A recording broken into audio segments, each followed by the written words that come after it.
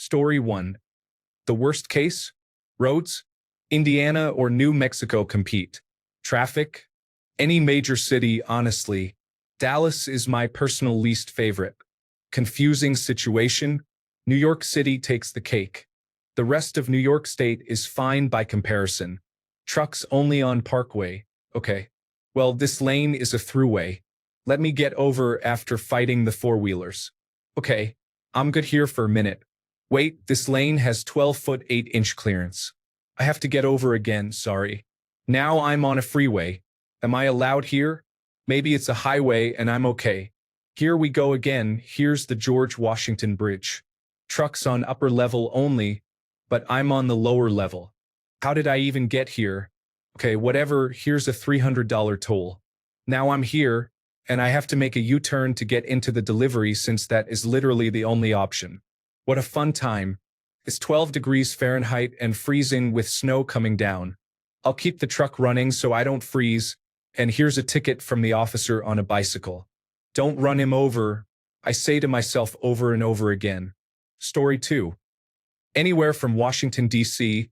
and up, traffic and narrow roads cause problems because those old cities were built before semi-trucks existed. Wyoming and Nebraska are challenging because of strong winds. In winter, snow makes it even worse, creating dangerous conditions. Nebraska is also difficult due to heavy truck traffic on Interstate 80.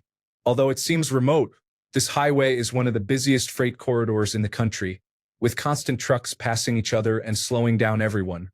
Florida is problematic because it is hard to find well-paying freight leaving the state.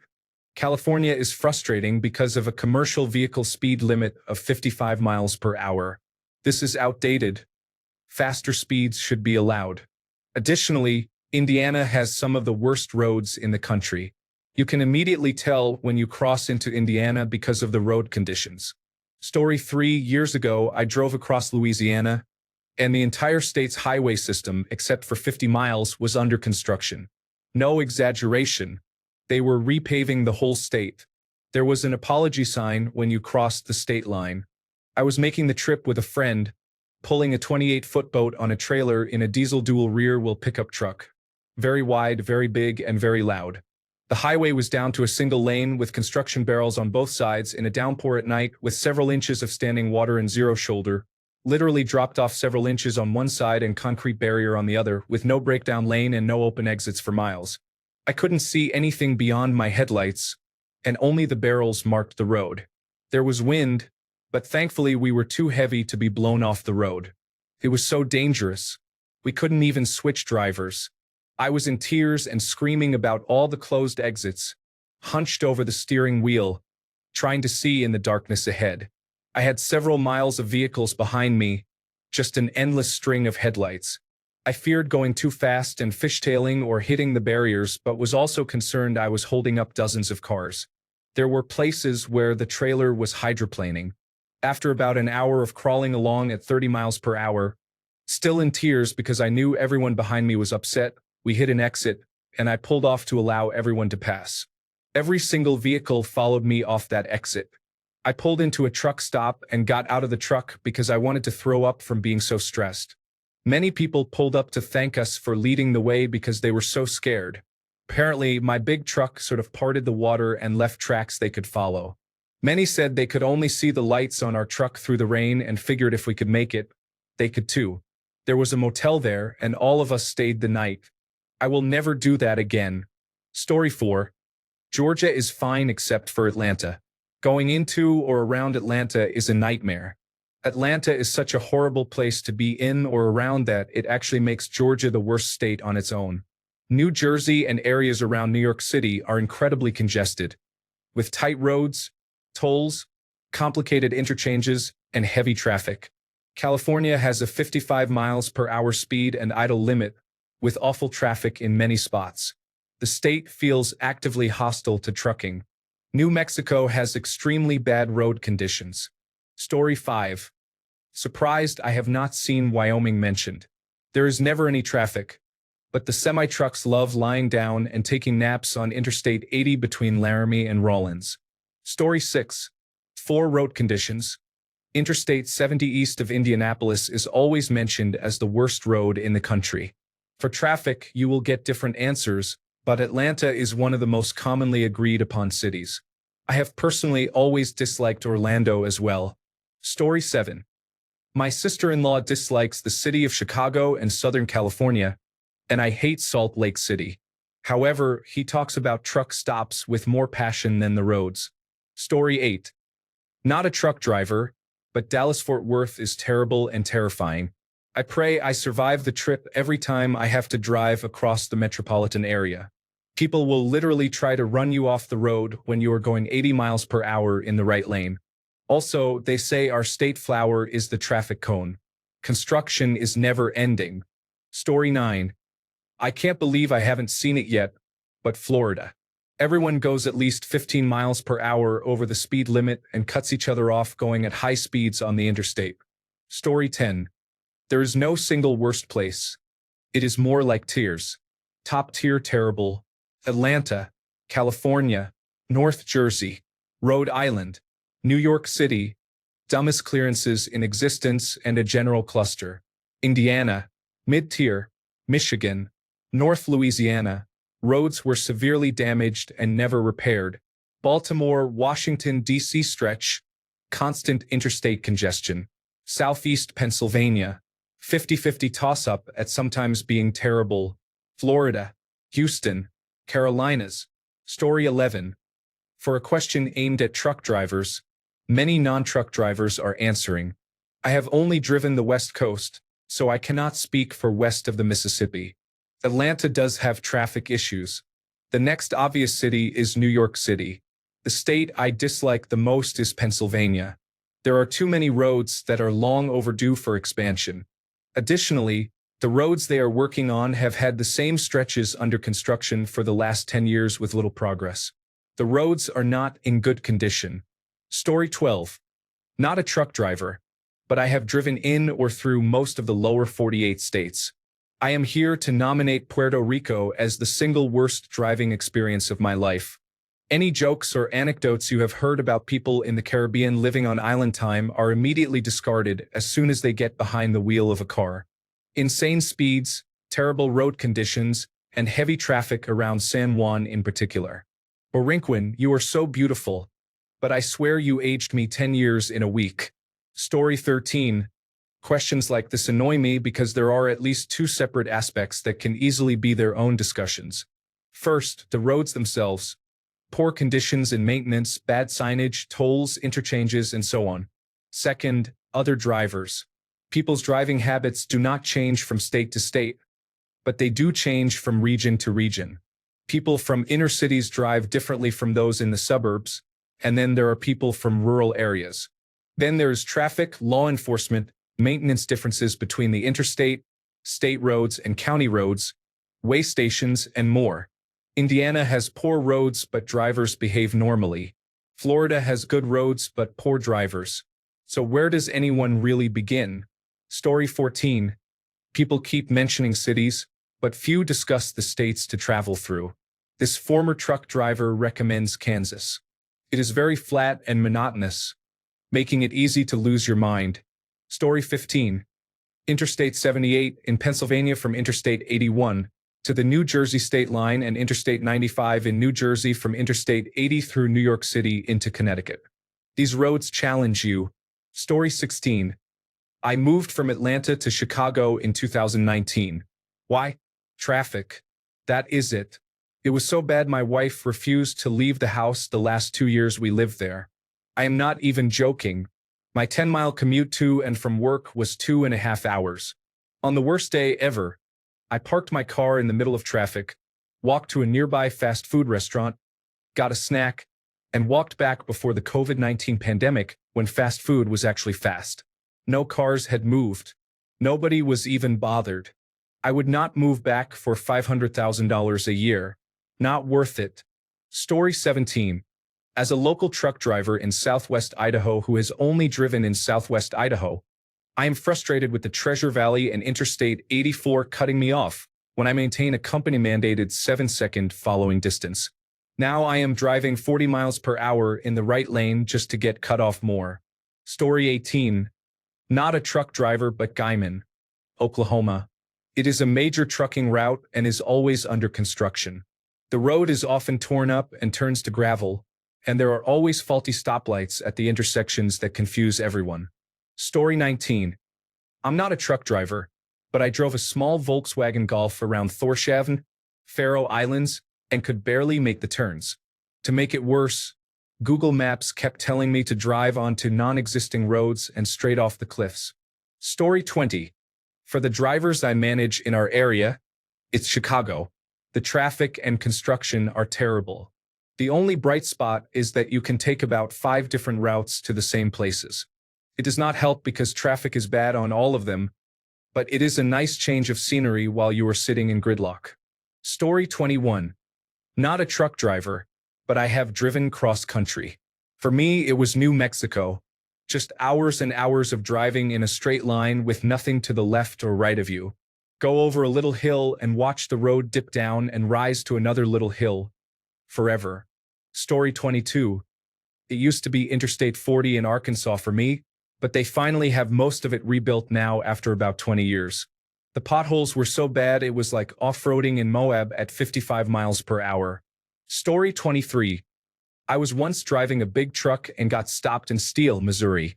The truck I was driving had 2 drop axles. At the weigh station, there were about 9 state police cars. They had me weigh, pull off the scale, drop an axle, weigh again, pull off the scale, drop the other axle, and weigh again, all while measuring each time. It turned out it was a graduating class using me as a teaching example. I got the captain to call my boss and explain why I was late. Story 24. Not a truck driver, but someone who had to purchase a large number of rental cars for work. We were actively encouraged to use rideshare services in Houston due to the terrible accident rates and poor road conditions. I imagine it was related to insurance policies, but it was an interesting fact from my experience in corporate America. Story 25. For me personally, it has to be the Midwest. There is nothing, and it is a straight road with no traffic sometimes for miles with no one else in sight. It makes me fall asleep, so I stop every 2 hours just to get off the truck and gently tap my head against a rock to wake up. Story 26. Not the worst, but Chattanooga. Every time I go through there, it is bad. Hopefully, the construction they are doing now alleviates some of it. Story 27. Nearly every time I have driven through there, I have watched cars zipping around other cars only to wreck later down the road. I have observed multiple road rage incidents. I have witnessed someone pull a gun on another car twice. I live on the opposite coast and have never seen that happen, so for it to happen twice in the same vicinity, a couple of years apart, makes me nervous. One time, I had a car behind me while I was in the right lane follow me so closely around 2 a.m., even though I was going about 8 miles per hour over the speed limit. They kept flashing their lights at me. They could have gone around me because we were the only cars on the road. I took an exit and they followed. They got back on the highway and followed again. They eventually took an exit. Pretty much anything negative I have witnessed during a road trip has been in Louisiana. Story 28.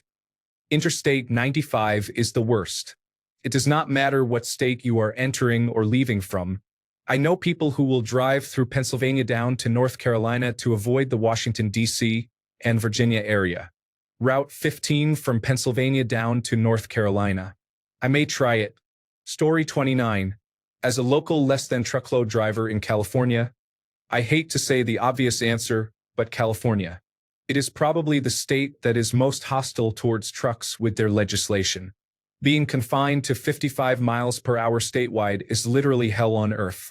Of course, there are many beautiful places to see, but the laws and regulations kill it for me. My home state of Georgia is a close second because of Atlanta traffic. I truly believe there are more police officers than citizens that live there. I am not exaggerating. If you drive on any interstate in Georgia, you are guaranteed to see at least 5 traffic stops. I have driven in all lower 48 states and have never seen more police officers and traffic stops than I have in Georgia. Story 30. Not a truck driver, but a full-time recreational vehicle traveler who pulls a 35-foot fifth wheel through the United States.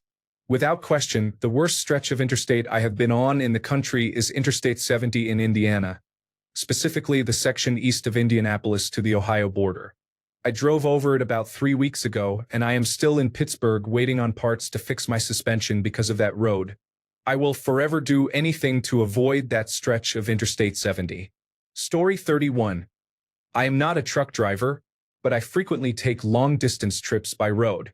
Ohio, especially the Cleveland area, is a crisscross of seemingly endless highways with heavy traffic and variable speed limits that change with very little notice. You constantly have to change lanes to avoid ending up in the wrong city whenever an interchange appears. The roads are generally smooth, but if you are in the wrong lane at the wrong time, you might be headed to downtown Cleveland, on your way to Columbus or back the way you came. The only place to turn around without driving through a neighborhood or making an illegal U-turn is usually another 20 miles outside of Cleveland. Story 32. Worked dispatch here in Canada. Northern Ontario is problematic. Highway 11 is only 2 lanes and is considered the main east-west corridor through not just Ontario but also Canada. It is a small highway with lots of traffic and numerous accidents. Highway 17 runs east-west along the Great Lakes, but we tried to avoid sending drivers there because it is a more challenging drive due to elevation changes. In winter, there is a high risk of lake-effect snow from Lake Superior causing conditions to deteriorate quickly. There are also many moose collisions. Story 33. I imagine that winter in the Rocky Mountains has to be up there somewhere. Coming out of the Eisenhower-Johnson Tunnel in Colorado on Interstate 70 during a snowstorm has to be high on the stress factor scale. Driving Interstate 80 through Wyoming with 70 miles per hour winds or road closures can be annoying if not scary. There is always a potential for blizzards on the Great Plains along Interstate 90, as well as snowstorms throughout the various mountain passes. Story 34. On Interstate 35 between Dallas-Fort Worth and Oklahoma City, at least one multi-mile stretch has been under construction since 1960. Fortunately, it is mostly cows and wheat fields in that area. Story 35. I am not a truck driver, but I travel throughout the Southeast for work. I dislike South Carolina. The highways are in poor condition and mostly 2 lanes, except when coming from Charlotte on Interstate 77. I have to control my road rage when stuck between 2 trucks going 58 miles per hour for 5 miles, while the speed limit is 70 miles per hour. Story 36. Not a truck driver, but a frequent traveler. Interstate 94 through North Dakota is difficult, especially between Jamestown and Bismarck. The interstate as a whole seems endless. Story 37. Los Angeles and New York City are absolutely brutal for truck drivers. One wrong turn, even slightly off, creates havoc. Many roads have tolls and parking enforcement officers target them. You have to not only know how to drive but also have a real-time current map, which is nearly impossible. Los Angeles would be my choice. Even driving a car there and parking it at your own home is hard. I had to have a parking permit, and if I moved, my spot was gone, and the car would sit for 4 to 5 days until they came to do a sweep. It was very frustrating. Story 38. No one's going to care, but I've spent some time driving through various provinces in United States. Alberta, British Columbia, Saskatchewan, Montana, Washington, Idaho, Utah, Nevada, and Arizona. All major cities are difficult to drive in. Edmonton is challenging, Calgary is pretty bad. Seattle gave me a headache. Las Vegas made me understand road rage on a deeper level, and Phoenix is too hot to exist. But all of them are easy compared to Salt Lake City. I had 3 close calls there, and I've only driven through Salt Lake 4 times. One involved a painting truck and a blind merge so close that his bumper actually took a fleck of paint off mine. The second time, a minivan overflowing with Mormon children had to swerve to avoid crashing into me at a red light where I had been stopped for a full minute. The third time, I saw a sedan racing down the shoulder at about 120 kilometers per hour before he hit loose gravel and rubbed against the guardrail. He didn't even slow down, he just disappeared into the sunset. That's quite a collection for such a small sample size. The Mormon God must be real, keeping all these people alive. I just remembered the time I was driving north on Highway 15 and encountered what I can only describe as an avalanche of bunnies blocking the entire road. All 4 lanes. So much that we couldn't see the lane markings because of the sheer volume of rabbits. We waited 2 hours in the middle of the night for the horde to dissipate. That was just outside of Salt Lake City and obviously had nothing to do with the drivers, but I think it's compelling evidence that the roads around there are, in fact, cursed. Thanks a bunch for sticking around till the end of the video. Remember to subscribe, and until next time, stay awesome and goodbye.